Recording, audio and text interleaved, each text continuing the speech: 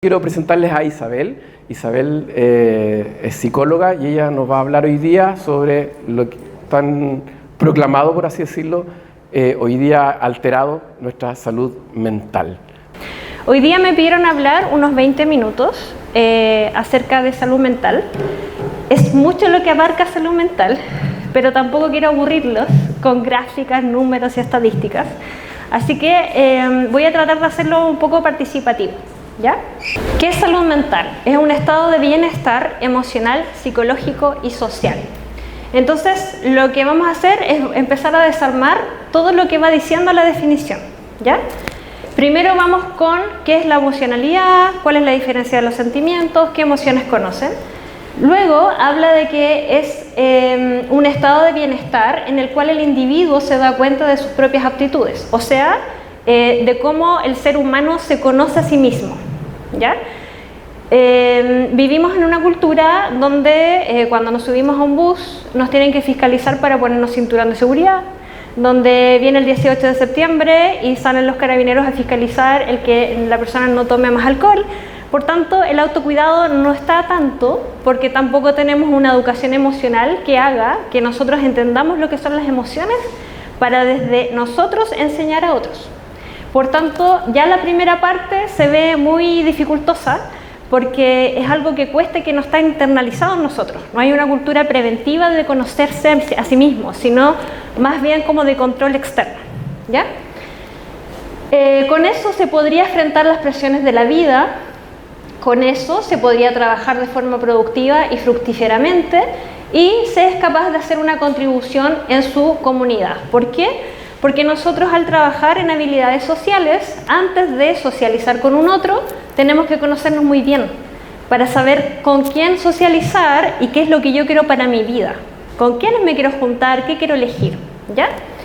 Por tanto, este concepto medular de salud mental es consistente con su interpretación amplia y variada de diferentes culturas. Esto, la fuente es la OMS, pero también hay algunas partes que se hicieron una conjugación entre varios papers que entregaban una visión amplia y detallada que llega a este resumen. ¿Ya? Por tanto, ahora vamos a empezar a desarmar un poco esto. ¿Cómo sienten ustedes que está la salud mental en Chile? Háganme así, así o así. ¿Mal? Ya, ok. Nosotros llevamos 14 años en una consulta trabajando, no hemos sacado la cuenta, pero creo que son más de 15.000 personas que llegan de varias partes, de Santiago, Talca, Cañete, Arauco, etc. Y los cambios significativos que hemos visto es que antes de la pandemia la salud mental era para los locos, que después de la pandemia empezaron a notar que sí era necesario el psicólogo. Pero también empezó a pasar que a los psicólogos muchos nos confunden con consejeros. Las personas que les gusta, como los memes dicen, nos gustan las copuchas, los cagüines, y nos gusta dar consejos. Pero uno no estudia muchos años para solo dar consejos. Esto es un método científico donde uno hace evaluaciones, objetivos, motivos de consulta mancomunados con la familia, por ejemplo. Por tanto, es un método que tiene sus etapas y el proceso psicoterapéutico es a través de objetivos que se conforman con este motivo de consulta previo lo que el paciente le aqueja. ¿Ya? Las experiencias que hemos tenido es que después de la pandemia mucha gente llegó a consultar, que ahora gracias a redes sociales es más común y no es tan mal mirado ir al psicólogo. Pero también tenemos un porcentaje alto de gente que sigue Instagram, TikTok y que lee cosas que no son. Entonces nos empezó a pasar que llegaron muchos pacientes autodiagnosticados. Pacientes de 13, 14 que nos dicen, no, yo estoy segura que yo tengo trastorno personalidad límite. ¿Por qué? No, porque el criterio diagnóstico, y todo de memoria. Entonces con el equipo hemos tenido que, paremos un poquito, veamos páginas de profesionales específicos, vamos leyendo ciertas terminologías, porque Google tampoco es malo, pero hay que saber buscar. También nos empezaron a llegar después de pandemia muchos casos de ideación suicida que antes nos llegaban con personas más adultas. La edad cambió y después de pandemia nos empezaron a llegar niños con ideación suicida, muchísimos. Y el problema que nos vemos ahí es que tampoco estamos en Concepción y Chile en general con las suficientes camas cuando nosotros los derivamos a urgencia, a sistemas de salud como el Hospital Regional e Higueras. Entonces hay muchos vacíos, además de que muchas personas a nosotros nos dicen, pero es que ustedes son súper caros, que ustedes cobran tanto, y la realidad para el psicólogo tampoco es como muy grata, porque FONASA tampoco nos ayuda mucho que digamos. Entonces hay un tema muy de base, de aprender cómo nos estamos cuidando, aprender a conocernos desde ahí y ayudar al otro, y que nosotros en salud mental también tengamos inversión para que nosotros podamos ayudar a otros. ¿Ya? Esas son, en resumen, nuestras experiencias, porque en realidad lo que nos sucede es que el paciente llega con algo, pero ese algo implica muchas variables. Entonces, implica conocerse mucho. Por ejemplo, si una persona llega con crisis de pánico, esa crisis de pánico se suele asumir que es por algo emocional, pero a veces es por algo sensorial. Y la persona que viene no tiene por qué saberlo y nadie nos ha enseñado, por tanto no saben cuál es la diferencia de una crisis de pánico que a lo mejor se detonó porque tengo déficit atencional y me molestan los ruidos, me desregulo y tengo una crisis. Entonces hay tantos matices que hay que aprender en salud mental, que un poco de eso vamos a hablar hoy día, ¿cierto? Tenemos esta rabia que roja, en general se le da el color rojo, y que es un poco el centro del cerebro del papá. Y el centro del cerebro de la mamá es un poco la tristeza. Y eso es porque, sí, está toda chasconita.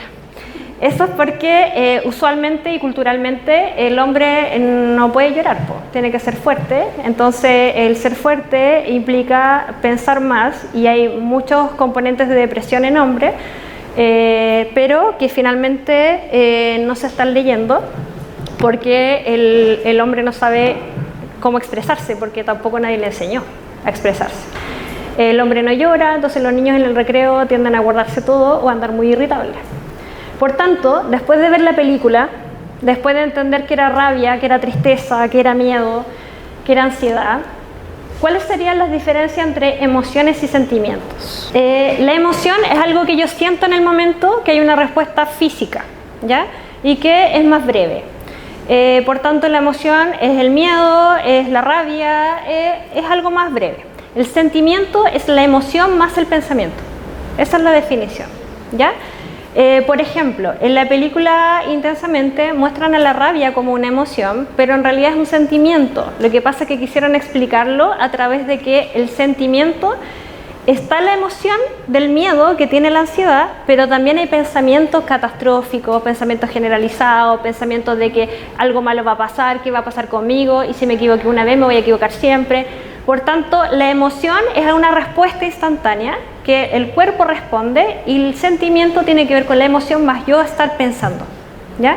Esta es la definición que es base y que lamentablemente no nos están enseñando en ninguna parte. ¿Conocen la palabra locus de control externo y locus de control interno? El locus de control interno tiene que ver con muchas cosas que a mí se me hacen fácil. Por ejemplo, cuando yo estaba más chica era muy mala para hacer ejercicio, por tanto yo tenía que tener a alguien que me dijera anda a hacer ejercicio, y ahí tuve un entrenador y él era mi locus de control externo. Entonces yo sentía que eso me costaba, por tanto necesitaba un locus de control externo que me fuera invitando a entrenar, ¿ya? Eso hizo que finalmente yo estuviera en atletismo, que fuera seleccionada, pero sin él yo no hubiera hecho eso porque me hubiera quedado durmiendo, ¿ya? El locus de control interno tiene que ver con lo que a mí se me hace fácil. Por tanto, quizás para estudiar, para leer, yo no necesitaba que alguien me estuviera diciendo, porque es algo que se me hace fácil, ¿ya? Porque me gusta, me encanta aprender. Pero esto tiene que ver con cuando yo estoy trabajando en una empresa, cuando yo estoy en un colegio, cuando yo estoy en una organización, a qué cosas yo lo acredito lo que me está pasando. Si acredito a atribución externa, otros lo están haciendo mal, o si yo también hago una visión interna de chuta, a lo mejor yo igual estoy fallando en esta organización, o a lo mejor yo no he estipulado la diferencia entre grupo y equipo. El grupo es cuando cada uno trabaja en su meta y el equipo es cuando todos trabajamos por una meta, y a lo mejor yo algún componente de ahí, una pieza me falta, ¿ya? Estamos en una sociedad donde muchos acreditan locus de control externo. Por ejemplo, nosotros a través de una página, Instagram y Face, vamos haciendo sondeos y haciendo muchas preguntas, ¿ya? Por el caso de Trehuaco, el lamentable hecho de la agresión a la profesora, nosotros hicimos varias preguntas. El tema es que hay algo que en el fondo uno lo resume en esto.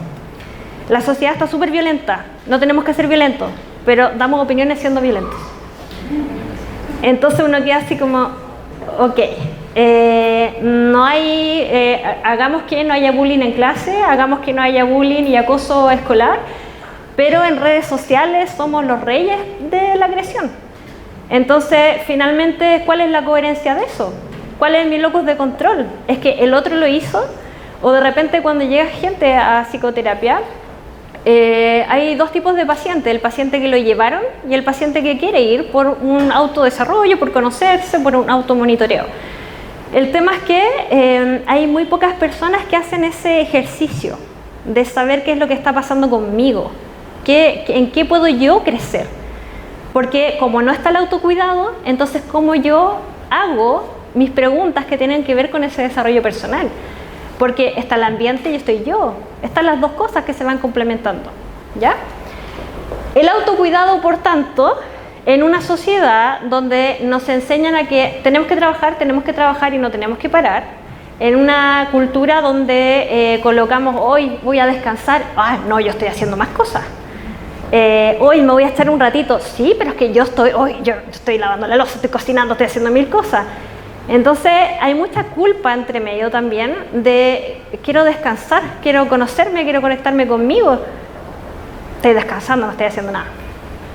Y eso se confunde con cómo voy a ser productivo si no descanso. Entonces hay muchas particularidades que tienen que ver con saber los conceptos de salud mental, que si yo me cuido y si yo me aprendo a cuidar, yo puedo cuidar al otro. Y eso es porque cuando atendemos niños, hay muchas mamás muy complicadas y papás que me dicen que no tengo tiempo para mí, no tengo nada de tiempo. Y vivimos también en una cultura de mucho sacrificio. Es que yo me sacrifico por los otros. ¿Qué pasaría si yo me cuido y le enseño a mi hijo a cuidar? ¿Qué pasa si yo como líder de una organización yo me cuido y le enseño a los otros a cuidarse? Es muy diferente, porque estoy enseñando a través de la coherencia y de la acción. Por tanto, si la emoción es una reacción, donde el cuerpo reacciona, hay gente que lo siente en la guatita y otros que lo sienten en la cabeza y otros que quieren apretar las manos, ¿cómo le explicaríamos a un niño de 8 años qué es la rabia? La rabia es una emoción que como definición la rabia se desprende, es una emoción que se desprende cuando yo percibo injusticia. ¿Ya? Entonces, cuando un colega, cuando alguien que está trabajando conmigo desprende rabia, primero hay que enseñarle a reconocer la rabia. Segundo, esa rabia muchas veces viene con otras emociones. Entonces, finalmente, no sabemos qué emoción es la que está detrás, porque a veces son muchas emociones, y el cerebro necesita entender lo que le pasa. Porque cuando uno come algo y me cae mal, yo necesito saber por qué me cayó mal. Si fue una manzana, si fue algo que estaba vencido, necesito entender para saber qué hacer. Al cerebro le pasa lo mismo. Por tanto, hay videos que hablan desde la neurociencia que en el cerebro tenemos una amígdala así chiquitita, que es la que da alerta, que es la que cuando vamos caminando sentimos a alguien atrás, nos da precaución, alerta. Y esa amígdala, cuando sabemos lo que sentimos, empieza a tranquilizarse y empieza a decir, así que era rabia, así que ahora lo puedo solucionar. ¿Ya? ¿Qué es la granularidad emocional? Cuando uno siente algo, identificar específicamente qué matiz está dentro de esa emoción. El miedo tiene matices y dentro de esos matices están estos, ¿ya? Entonces yo voy a tomar cualquiera. Por ejemplo, muchas veces nosotros en el trabajo, con los equipos de trabajo o como emprendedores, sufrimos estrés. Y vamos de nuevo a la base. Queremos una salud mental con algo emocional, con destrezas psicosociales y con productividad. ¿Y qué es el estrés?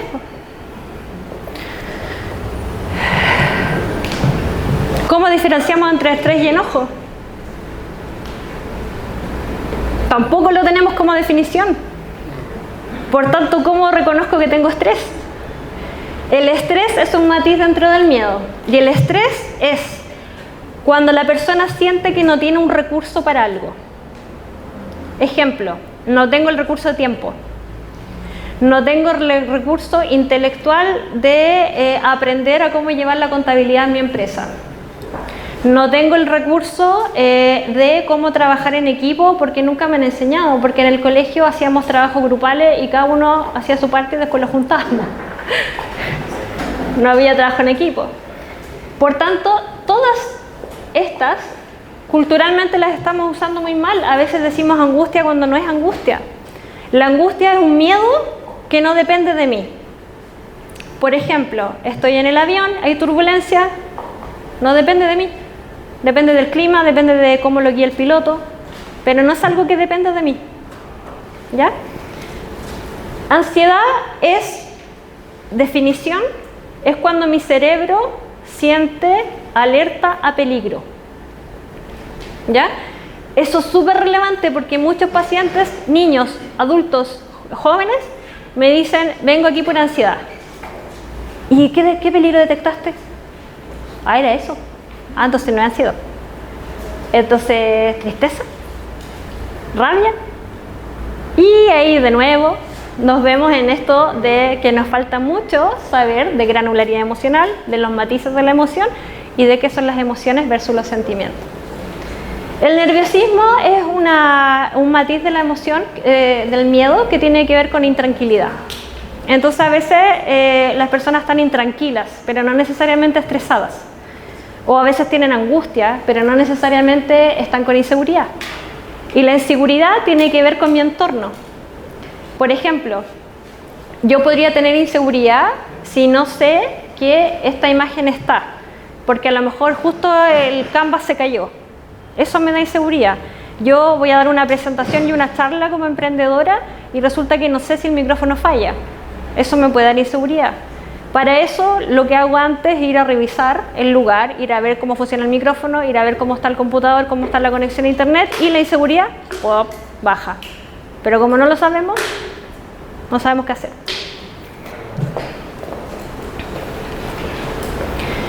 Rabia, si nos vamos a los matices de la rabia, que como definición es cuando mi cuerpo o yo percibo injusticia, tenemos impotencia, tenemos frustración, antipatía, celos, rebeldía, resentimiento, indignación, envidia.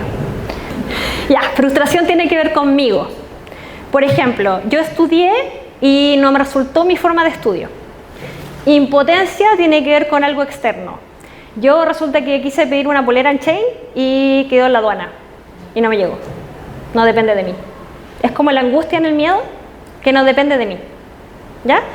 Por tanto, es muy diferente si yo estoy en una organización trabajando con mis colegas, siendo emprendedor y tengo frustración o tengo impotencia. Porque si tengo impotencia, quiere decir que hay cosas que van fuera de nosotros y de alguna forma nos podemos contener. Pero si hay frustración, tiene que ver con nosotros, con que algo nos está pasando a nosotros. La tristeza es la emoción que surge cuando siento una pérdida. Pérdida de trabajo, pérdida de configuración de mis hábitos, pérdida de horario, pérdida de un colega que se fue, pérdida de una opción donde yo podía emprender y generar ciertos recursos, pérdida de recursos. Esa es la tristeza. Por tanto, ¿se puede configurar que una persona tenga tristeza, rabia, miedo al mismo tiempo? Claro que sí. El tema es cómo yo lo identifico y qué hago, si no lo identifico, cómo lo gestiono. Porque nos dicen, gestiona tus emociones, regúlalas. Pero si no sé ni siquiera lo que es la base y el origen de eso. Eso es un poco lo que yo les quería entregar para enseñar salud mental de una manera práctica. No quería aburrirlos con mucha teoría, gráficas, etc. Así que traté de hacer un resumen. Es un tema que da para mucho más, pero como me invitaron 20 minutos, me portaré bien.